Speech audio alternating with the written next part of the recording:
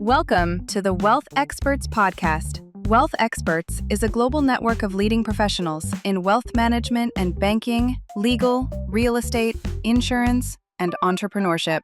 The group's members are present in various cities and focused on families and private businesses from Latin America. In each episode, you will get to know one of these experts, not only who they are, but also what we can learn from them, which mistakes to avoid, and what real solutions exist for your daily challenges around the creation and protection of your wealth. And here's your host, Andrés Lacatos, independent wealth advisor and founder of Wealth Experts.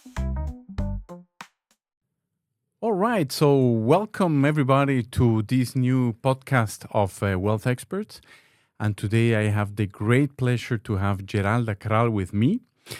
Geralda, well, I have known you now for more than 10 years, and it's really a big pleasure for me to have you here, to be able to interview you and to share some of your, experiences, your know-how, and maybe some personal anecdotes with our followers. So very happy to have you here.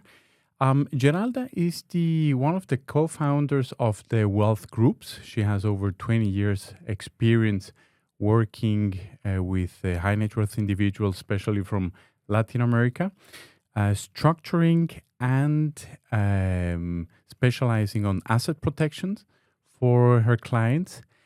She has worked in the Caribbean as well for a large fiduciary group. And as I said, I know you now for more than 10 years. We have been working in some deals together, and I have really experienced you and your group as a group that is really very focused, emphasized on their clients, on finding solutions, knowing what the clients want and understanding what they want, and knowing what the market offers, which solutions are there for the clients. So, welcome, Geralda. Thank you. Great pleasure to have you here. Thank you very much, Andres. So, Geralda, maybe you want to share some few words about UMA, maybe something that I didn't mention so far? No, absolutely. I think the partners and I, we decided that there was a need for a boutique consultancy and trustee company in the market, especially because we've seen in the last 10 years a consolidation happening in our industry. And we felt that this might not be necessarily something that families want and entrepreneurs. Mm-hmm. So that was really the base for starting UMA 7 years ago. That was 7 years ago, right? Yes. It was you, and who's your co-founder? Alvaro Becerra. Mm-hmm. And we also have our partners, Fabio Mastro Simoni and Elisa Armandola in our Luxembourg office. Today we're 35 people. We like to keep it also small. That's the whole idea of being boutique. We like to be involved with our clients and with our teams. We have 2 offices in Switzerland. We've got one FINMA licensed trustee company, and we have an office in Zug, in Canton Zug, where we deal with the international part of our business and also Swiss corporate. Mm-hmm. Then we have the office in Luxembourg, and we've got a team and an office in London, and we also have a back office in Cyprus. So that's who we are. We're in total 35 people, different nationalities, working together with our clients. Our real focus is a problem solving in a new transparent world, and bridging the difference between our families who are predominantly in Latin America, that I have to say, not all, but we have a big enfoque in Latin America, and basically trying to service them and help them invest, live, or diversify on this part of the world. That's great. Geralda, I know a few fiduciary companies in the market, but I don't know too many people that have done what you have done. So basically, you're a woman in this financial world, which is predominantly ruled, I don't know if that's the best word, but by men, right? So there are mostly men in this area, in this sector. And so you are one of the few women that I know that has decided to go independent, right? And to take that risk. And I mean, now 7 years later, you have this beautiful company with 35 team members. Um, so I mean, congratulations! Thank you. I really respect that what you have done, the risk that you have taken, and the success that you have had so far. Um, where does that come from? Why did Geralda wanted to do this? What was this always like your dream? Was this something that you always wanted to do, or was it more like a market situation that forced you to take this step? It was definitely a market situation. And it's also about having the right people to start a business with. It came to a point that a consolidation in the market was coming from all sides, meaning maybe I don't believe that the platform I represent today is the best for my clients, and it starts by having that. There comes a point in your career where you have families that you know will follow you, and families that you understand after 10 years, 15 years of working with them. And you're looking for the best place for them to be serviced. And what I was seeing towards the end of 2018, 2019, is that basically it didn't matter who you spoke to. They were either consolidating or they were going out of business. And one of the things that I felt very strongly about is to, when it comes to succession planning and asset protection solutions, you really do need to have a business model where you are allowed to really be involved with your clients. My issue and those also of my partners was that as we became more senior in the companies that we represented, we ended up spending more time on managerial issues, shareholder issues, numbers and figures, and basically the time that we used to spend in speaking with our end clients, that was almost pushed to people called business developers. Many of my clients used to say, Geralda, I want to speak to you because you know my family. I don't want you to send more business developers, people who have a nice talk, but at the end, they're not going to be involved with the management of our structure, or they leave the company and they go to a competitor, and then they approach us on behalf of the competitor. So I saw a niche in the market.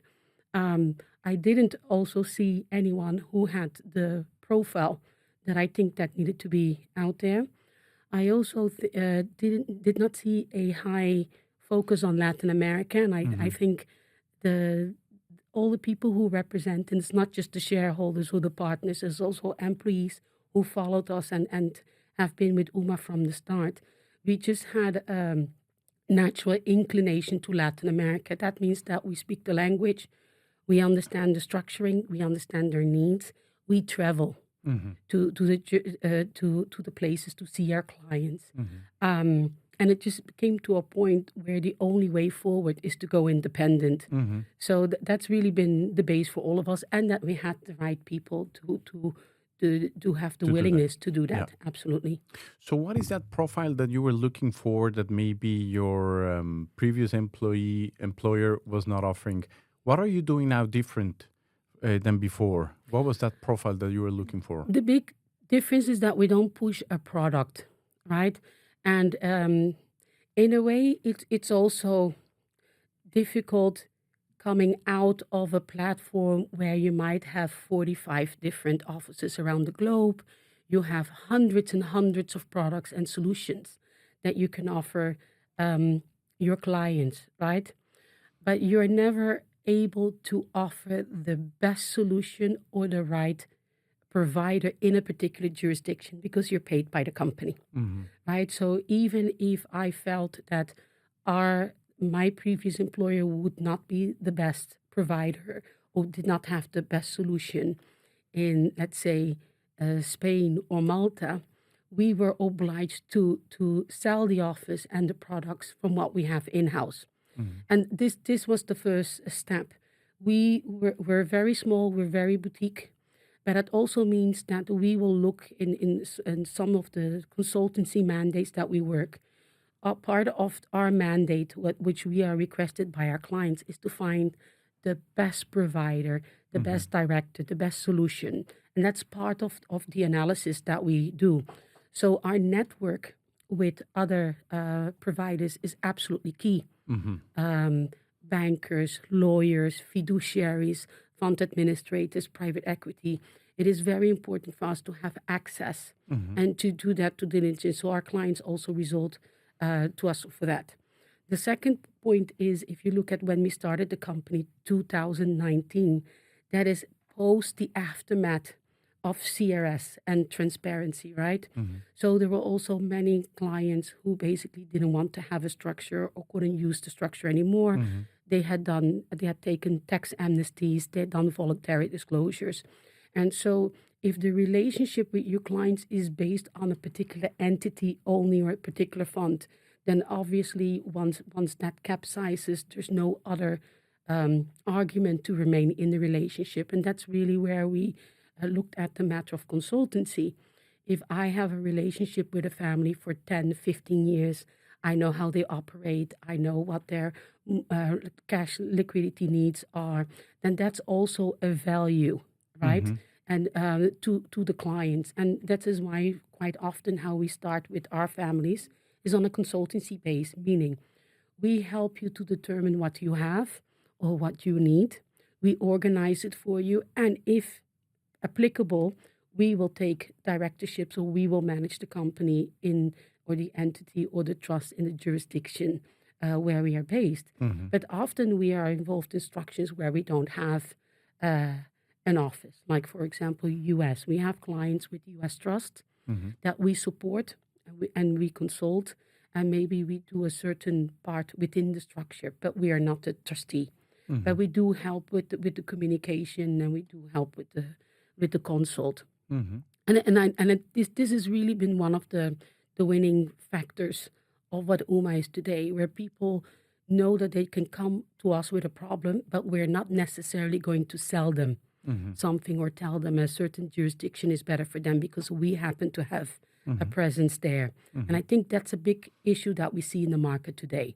Okay, well, that's great. So basically, your open architecture gives Correct. you independency, and that is valued by the clients because they see that you really are not trying to push for a solution that the company has, but you're really open and you really choose the best one for the client. So like in the last podcast, we were saying that with a wealth manager, that so when we went independent, what changed was that our client was not a banker anymore, but it was the client.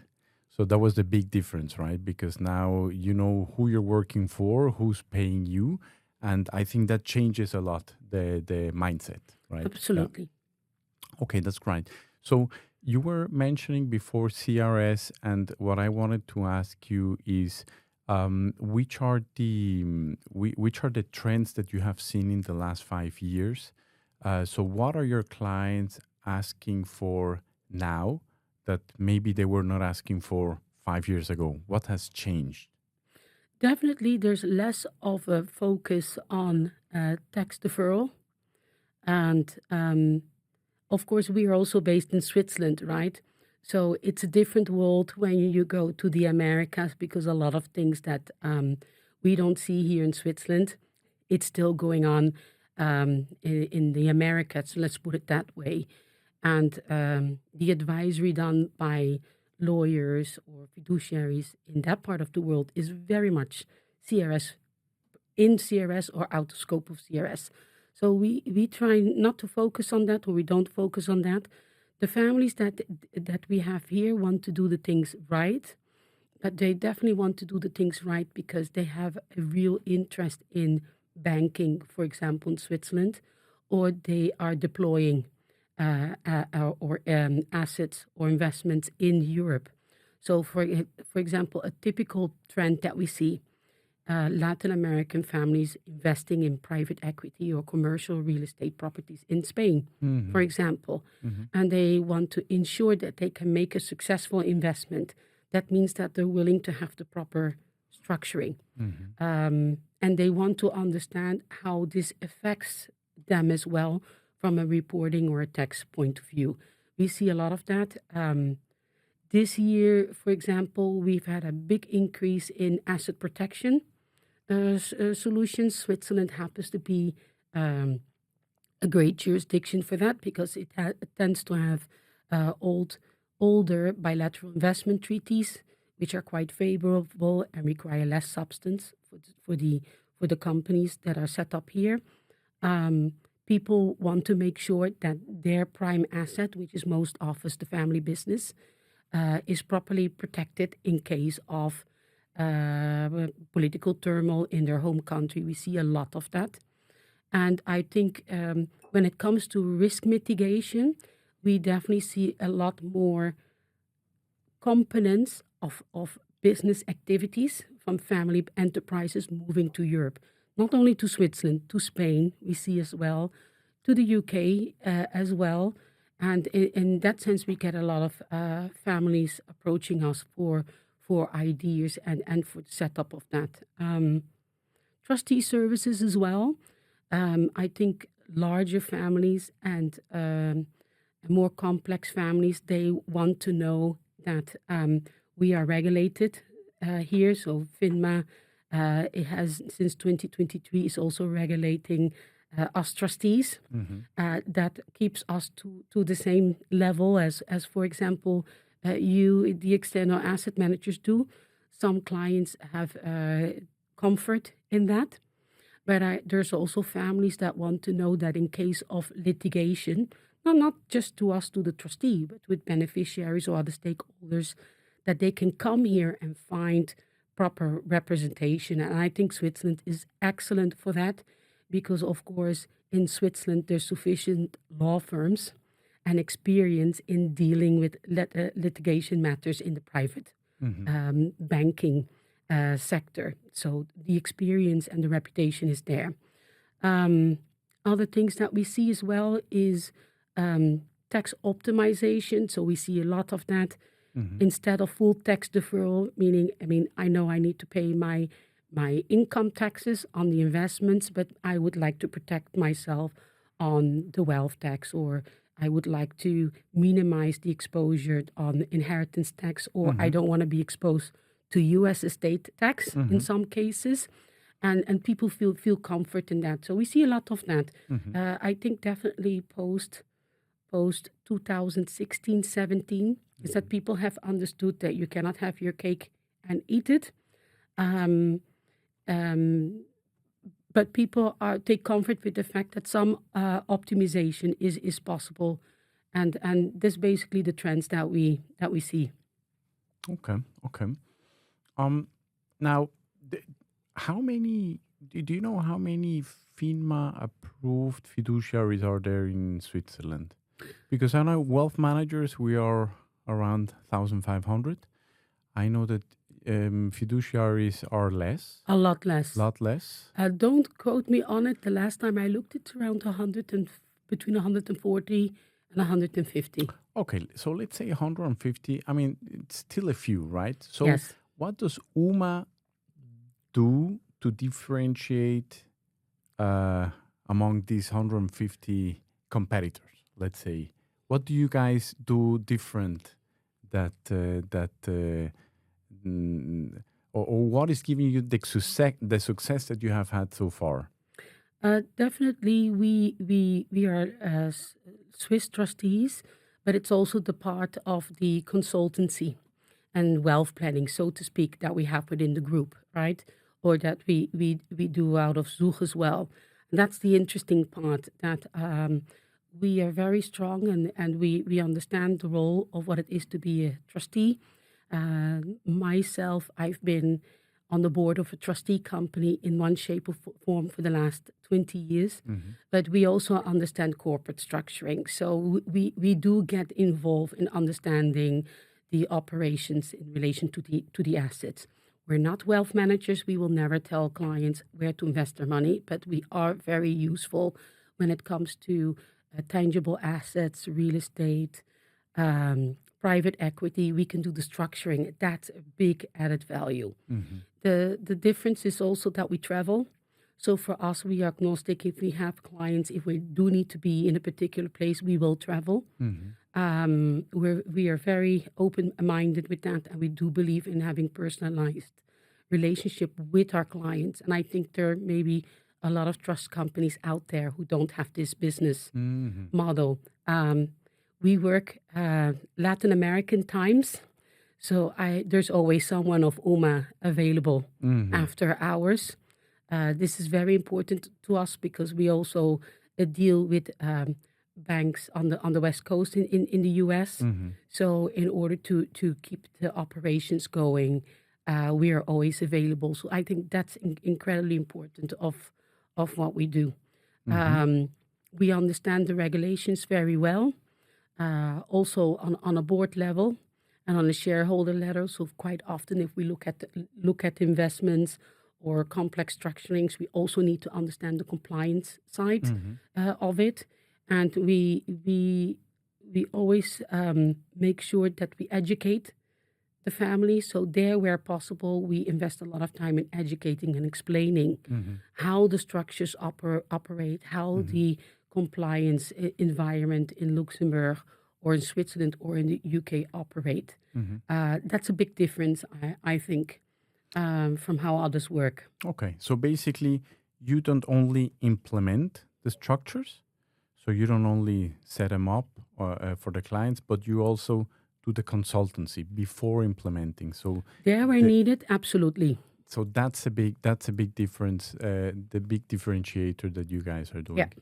Um, any reason why the other fiduciaries don't do this? You do need to have the experience to do it. Hmm. And I think that comes from the past that we've had. So from my side, I've been in business development. I've had a dual role for over 20 years, so I'm used to looking at structures from incorporating corporate entities to listing structures to issuing bonds. It's also how we designed our team. We do love to work with people who have complementary skill sets. So yes, we do have a lot of people with a legal background in UMA, but we also have accountants and we have economists. Mm. And depending on the type of client or the client type of project we are working on, those people are pulled in. It's extremely important because you do need to have a base in understanding what we're looking at. Hmm. We invest a lot in education Hmm. on ourselves, but also for the team. I think the more we are educated, the better we can serve the client. Hmm. Um, Definitely, we invest more than usual. So even in the trust team, apart from the typical trust and estate planning concept that and compliance concept that the team needs to learn, we openly motivate them to look at tax planning for UK residents Hmm. or Beckham law or private equity. We definitely promote that. So I think that's important. And yeah, you need to have the interest for in it as well. Hmm. I mean, we love it. I love it. If I see new projects coming in, it's an opportunity for me to learn. There's always some skill sets that you can go back to. There's always someone you can call. Um, Hmm.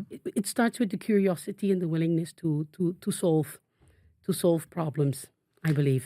Tell us more about the market, the complexity of the market. Is your world getting more complex or easier? It's getting more complex. Um, it's definitely getting more complex.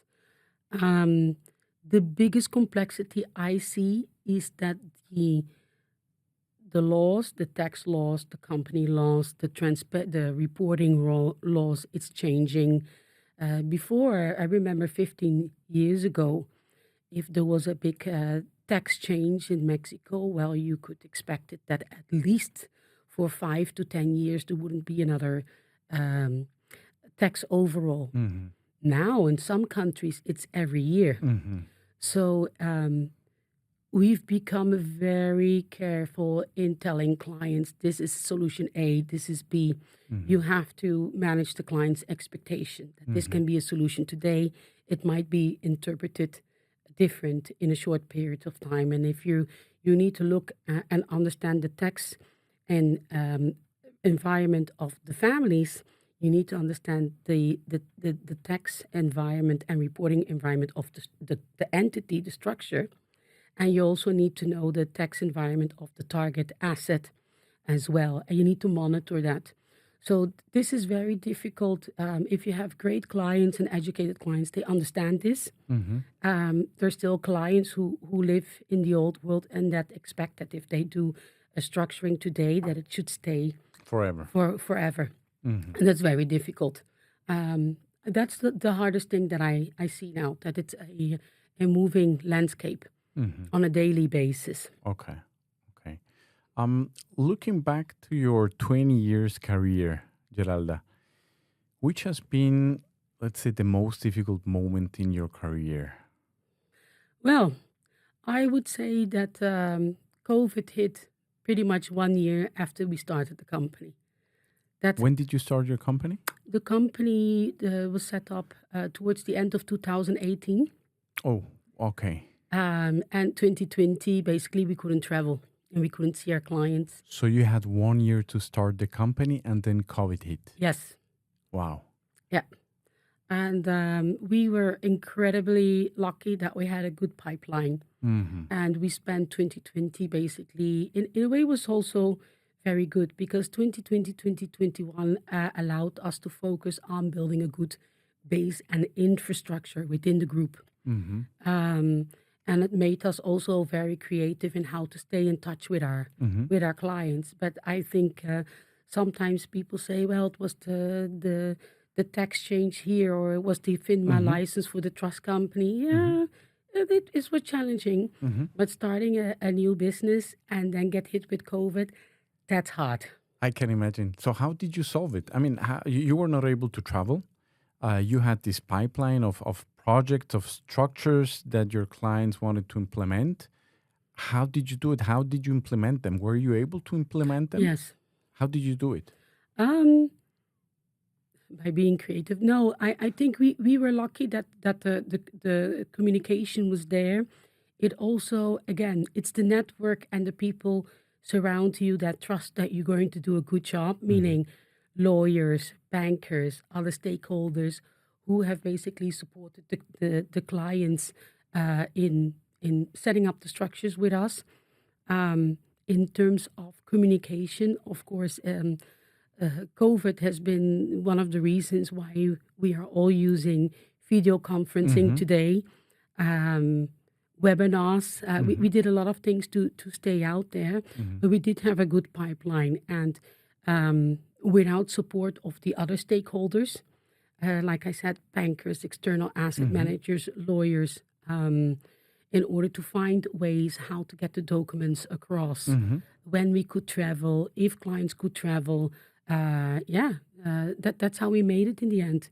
It's about thinking out of the box. You do need experience, right, to keep going.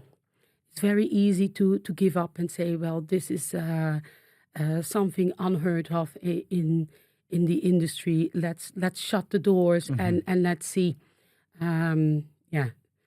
Good colleagues, good team, and experience to know that we can make it either way. Great. In terms of wealth experts, what has the group? What have you gained out of the group, or what has been the experience of being part of the group? No, I think it's excellent. For what I like about Wealth Expert is that it's given me access to other knowledgeable people who are not traditionally in my own network.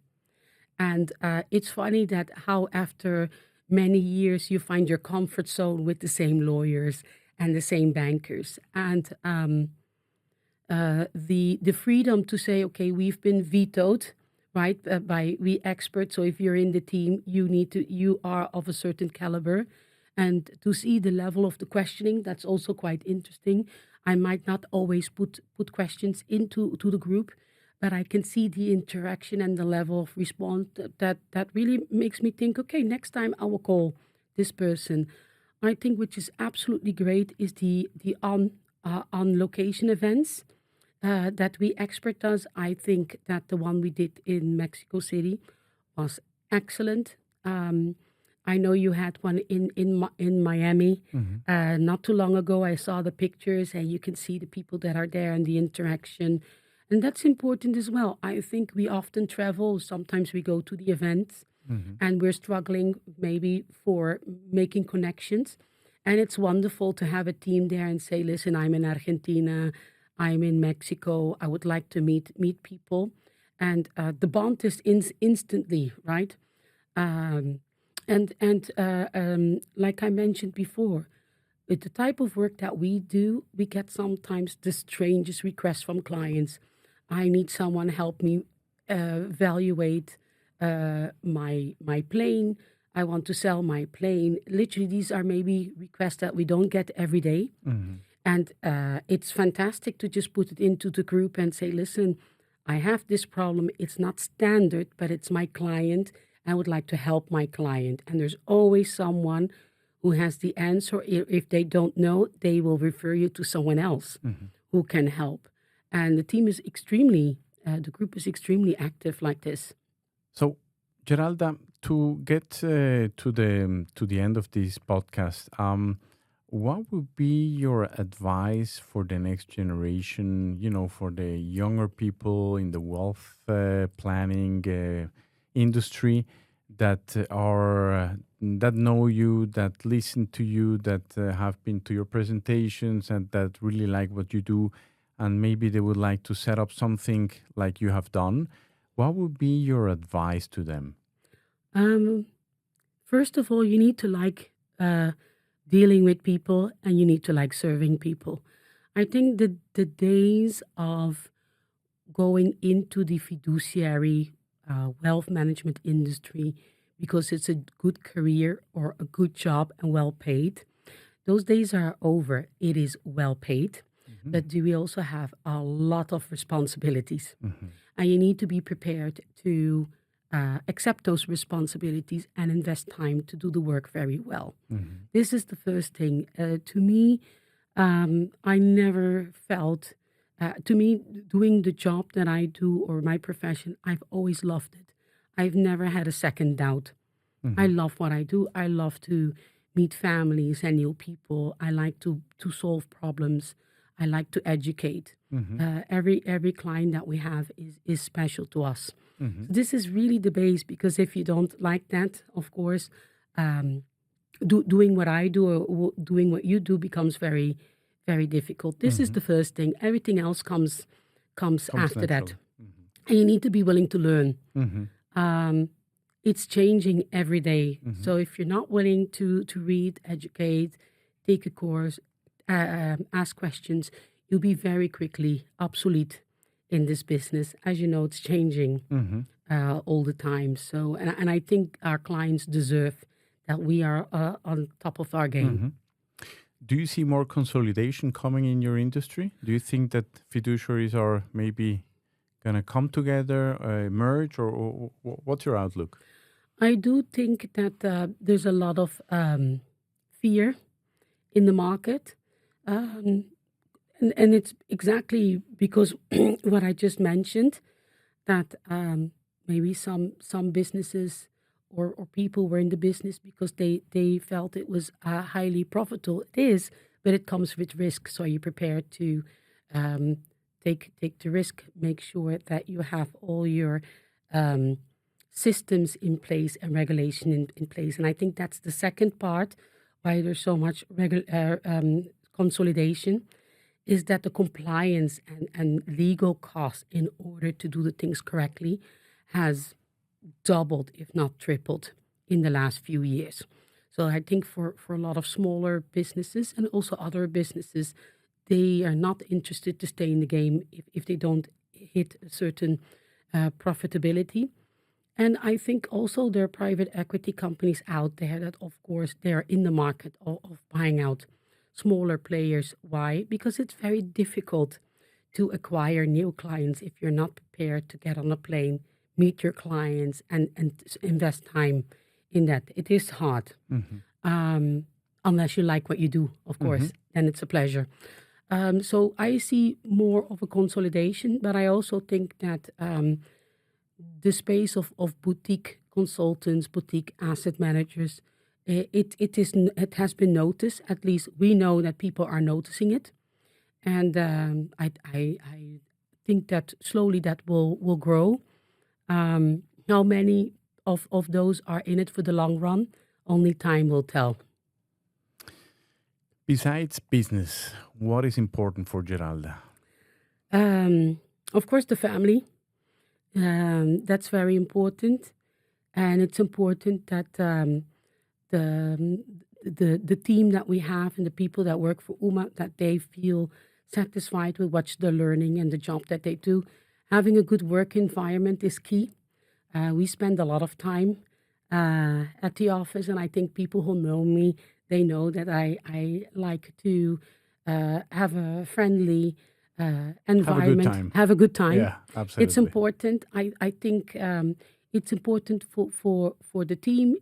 I think the clients feel that as well, and I think everybody working with us, that's important. I think it's also important to work with other providers and stakeholders and to help all of us out, right? And there's so many people, and you know that, Andres, there's a network of independent trustees, asset managers, lawyers, and that's also the base of We Expert is, right? That we all help each other out in a conscious way, right? We're all here to do business, but it can be done in a certain manner where we also all benefit and have fun while doing it. That's very important for me. Absolutely. Geralda, last question. Where do you see yourself in 10 years? Oof, probably working. um, yeah, I don't know yet. I'll take it day by day, but definitely working. I like the industry. I cannot imagine doing something else. Um, Whether it would be in an office setting, that's a different matter.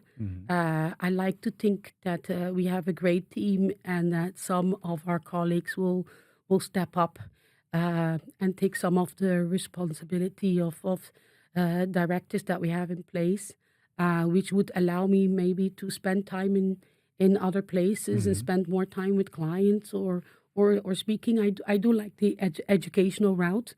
I think in this business, it's important to have leaders, and it's important to have people who are willing to invest and teach the younger generation what it is that we do. That's something that I see myself doing.